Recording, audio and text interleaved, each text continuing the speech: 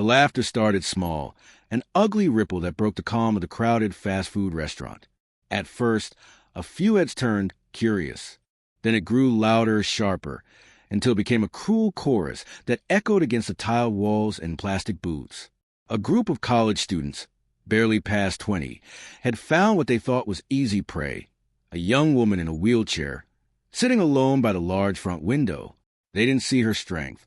They didn't see the quiet poise in her posture, the trained awareness in her eyes. They saw only vulnerability, and in their arrogance, they mistook that stillness for weakness. They couldn't have known that the woman they mocked had once been one of the Air Force's most elite fighter pilots. They couldn't have known that her call sign, Phoenix, was earned not in games or frat house dares, but in the burning skies of Afghanistan. Madison Parker was 28 years old. To most people in Mickey's Burger House that afternoon, she looked like any other customer, dressed in a plain navy t-shirt and dark jeans, her platinum blonde hair framing a face that carried both beauty and quiet resilience. But beneath that calm exterior lived a story written in sacrifice, survival, and honor. Her racing wheelchair gleamed under the fluorescent lights, the sleek carbon fiber and titanium frame evidence of both technology and necessity. It wasn't just a chair. It was her battlefield replacement, her constant companion since the day her F-16 went down behind enemy lines 3 years earlier. On her left wrist, just barely visible beneath her sleeve, was a tattoo, a pair of wings etched with the word Phoenix. To most, it might look like decoration, but to those who knew, it spoke volumes, a call sign earned through fire, blood, and unyielding courage. Madison had chosen her seat with care. It gave her sight lines to both the main entrance and the side exit. Her back was against the wall. No one could approach from behind. Old habits died hard. Even here, in a small-town burger joint, the instinct of a combat pilot never left her. This place was her refuge, her small slice of ordinary life. She came here to sip sodas, to read books, to watch traffic on the interstate, and pretend she was just another face in the crowd. But on this day, normalcy wasn't in the cards. At 3:15 p.m., the automatic door slid open and trouble swaggered inside. 5 college students, loud and cocky, still dressed in their campus sweatshirts, stormed through the entryway as if they owned it. Their voices were crude, their laughter sharp, their presence heavy with entitlement. The leader, Tyler, was tall, broad-shouldered, with the smug grin of someone who had never once been told no and had never faced the consequences of his actions. His friends trailed close. Marcus, who never put his phone down, desperate for online fame. Jake, the former high school athlete whose glory days were already behind him. Connor, Tyler's shadow and yes man. And Brett, whose grating laugh had probably haunted classrooms since grade school. The restaurant's atmosphere shifted instantly. Families with children sank deeper into their booths, eyes fixed on their food. An elderly couple whispered for their check. Even the staff behind the counter seemed uncertain, glancing nervously between one another. But Madison didn't flinch. She turned another page of her book, ignoring the storm that had just walked in. That quiet indifference was like gasoline to Tyler's ego. They claimed the center of the restaurant with the brashness of kings. Tyler shouted, "This place smells like failure and minimum wage." His friends roared with laughter, their voices filling the room. Marcus was already recording, swinging his phone around for content. Then Brett spotted Madison. His laugh turned mean. "Check out the wheels on that one." He pointed directly, without shame. Tyler's gaze followed, and his grin faltered when he saw that she wasn't even acknowledging him. "Hey, Blondie." Tyler called across the room. "You deaf, or just ignoring your betters?" Madison's only answer was the soft rustle of another page turning. Tyler's chair scraped loudly as he stood. His heavy steps carried him across the floor until he loomed over her table. His friends formed a half circle around her, cutting her off from the rest of the restaurant. Well, Tyler sneered, his voice dripping with mock concern. "What do?" Well, Tyler sneered, his voice dripping with mock concern. "What do we have here? Little army girl playing dress-up." He pointed to the small American flag pin on her collar. "Where'd you get that?" "Dollar store." Madison finally looked up. Her piercing green eyes locked on his with steady calm. "It was a gift," she said evenly, her voice carrying an authority that sent a flicker of unease through Tyler before he forced a laugh. His friends erupted into mockery. Participation trophies for crippled girls, Marcus wheezed, recording it all. What's next? Blind pilots. Jake flexed his arms. Deaf air traffic controllers? Their cruel laughter filled the space. In a booth near the back, Master Sergeant Rick Torres clenched his fists. The 42-year-old Air Force recruiter had come in for a quiet lunch, but what he saw boiling in front of him wasn't just bullying. He knew what that wheelchair was worth. He recognized that pin. And when Madison reached for her drink earlier, he'd seen it. The tattoo, the wings, the call sign. His blood had run cold. These kids had no idea who they were dealing with. Madison set her book down carefully, deliberately. "Gentlemen," she said softly but firmly, "I think you should return to your table." Tyler's face flushed crimson. "Did this," he spat the word, "just give me an order?" He gripped the handles of her wheelchair and tilted it back suddenly, laughing when she had to steady herself on the armrests. "This is my town, my restaurant, and my rules," he taunted. "And my rules say you respect your betters." The restaurant gasped. A veteran at the counter started to stand, but his wife pulled him back. Fear etched into her face. Madison's eyes went cold, her voice calm but hard. "Sir, I'm going to ask you once to release my chair." "What? You're going to roll over my feet?" Tyler jeered, and then he shoved hard, sending her wheelchair crashing into window. Her drink spilled, the ice-cold soda, soaking her lap. But something else happened, too. The impact jarred loose a small magnetic case tucked under her chair. It clattered the floor, bursting open, and the restaurant froze. Metal spilled across the tiles. Air medals, distinguished flying crosses, purple hearts.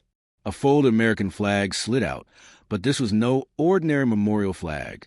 It was signed by generals, by congressmen, by the Secretary of the Air Force himself. And among them, a placard, Captain Madison Parker, F-16 Fighting Falcon, 56 Fighter Wing. Call signed Phoenix. 47 combat missions. Shot down behind enemy lines, Afghanistan 2021. A collective gasp swept the restaurant. Conversations halted. Phones lowered. And in that silence, Master Sergeant Torres's fingers shook as he dialed a number he knew by heart. The line clicked. Colonel Williams. "Sir," Torres said, his voice tight, "this is Master Sergeant Torres. I'm at Mickey's Burger House, Route 66, about 15 miles east of the base." "Colonel."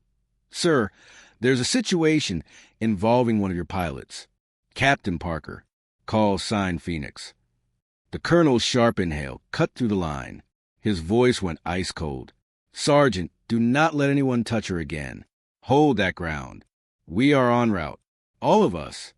The restaurant had fallen into stunned silence. Tyler's smug grin faltered as he stared down at the metal scattered across the floor. For the first time, he seemed unsure of himself. His friends shuffled nervously, exchanging looks that betrayed cracks in their bravado. Madison sat upright in her chair, her shoulders squared, her jaw firm. She didn't scramble for the medals. She didn't plead. She simply looked at Tyler with the same calm intensity she once used to track enemy aircraft on her radar. "Pick them up," she said quietly. The tone wasn't loud, but it carried weight. Every ear in the restaurant heard it, and every spine tingled with the authority behind it. Tyler opened his mouth to retort, but before the words formed, the sound of sirens pierced the heavy silence. Within minutes, the parking lot outside was flooded with vehicles. Not police cars, not local authorities, but Air Force SUVs, military trucks, and even a pair of Humvees. Their engines rumbled like thunder as they pulled up in formation. The doors burst open, and in strode men and women in crisp uniforms, their insignia gleaming under the afternoon sun. Leading them was Colonel David Williams, a tall, commanding figure whose very presence seemed to shift the air in the room. His uniform bore the weight of decades of service, and his steely eyes swept across the restaurant in an instant. Behind him followed a dozen officers, pilots, and enlisted personnel, their expressions grim and purposeful. Among them, several wore patches of the 56 Fighter Wing, the same unit Madison once flew with. The restaurant patrons froze in awe as the group filed in, the atmosphere charged with the kind of authority that only battle-hardened leaders carried. Colonel Williams's gaze locked onto Madison first. For a moment, his stern expression softened. He stepped forward and saluted her sharply, his voice carrying across the stunned room. "Captain Parker, Phoenix, it is an honor to stand in your presence again." Every officer behind him followed suit, raising their hands in a crisp, unified salute. Madison, still seated, lifted her hand and returned it with steady precision. The gesture was small, but it carried more weight than any of Tyler's mockery ever could. The colonel turned, his jaw tightening as his eyes landed on the group of college students. Tyler tried to shrink into the crowd, but there was nowhere to hide. "Which one of you," Colonel Williams said, his voice like rolling thunder, "put your hands on Captain Madison Parker?" The silence was suffocating. No one answered. Tyler's friends looked at him, their faces pale. Williams's voice sharpened. "I am asking again, who thought they could lay hands on one of the United States Air Force's most decorated combat pilots? A woman who has bled for this country, who has flown missions most of you couldn't even comprehend, who survived being shot down behind enemy lines so that you can enjoy the freedom to sit here and eat your burgers in peace." The words hit like a hammer. Parents covered their children's ears, not from fear, but from the sheer weight of the moment. The elderly couple by the counter had tears in their eyes. Tyler stammered, "I didn't know."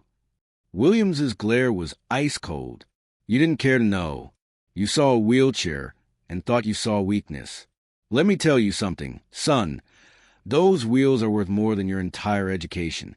They are symbols of sacrifice, symbols of a woman who has already given more than you ever will." Marcus's phone slipped from his hands, clattering to the floor. Jake, once so smug, had gone completely silent. Connor and Brett looked ready to vanish through the tiles. Colonel Williams straightened, his voice booming. "Look around you. Every man and woman here in uniform came because of her. Because when Phoenix went down, she didn't break. She fought her way back, crawling through hell, so that we could bring her home. You boys will forget this day eventually. But let me make one thing clear. We will not. She is family. She is legend. And you should count yourselves lucky she's chosen to be merciful." The restaurant erupted into quiet applause, hesitant at first, then stronger, until it filled the room. Patrons rose to their feet, clapping for Madison, not out of pity, but out of respect. Tyler's face was crimson, his bravado shattered. He bent down, trembling, and began gathering the medals one by one, placing them carefully back into the case. His friends followed suit, their hands shaking, their earlier cruelty gone like smoke. When the last medal was returned, Madison closed the case with steady hands. She didn't gloat. She didn't sneer. She simply looked at Tyler and said, "Respect is earned, not demanded. You might want to remember that before you decide to mock someone else." Colonel Williams placed a hand on her shoulder. "Captain will escort you home." But Madison shook her head. "No, sir, I'll finish my meal, if it's all the same to you." The colonel smiled faintly, pride in his eyes. "Of course, Captain." And so, in that little burger joint off Route 66, a woman once mocked for a chair sat tall as an embodiment of resilience. Around her, soldiers and civilians alike bore witness, not to her disability, but to her unshakable strength. By the time the Air Force convoy left, Madison had returned to her book, sipping her drink with the same quiet dignity she'd carried since the beginning.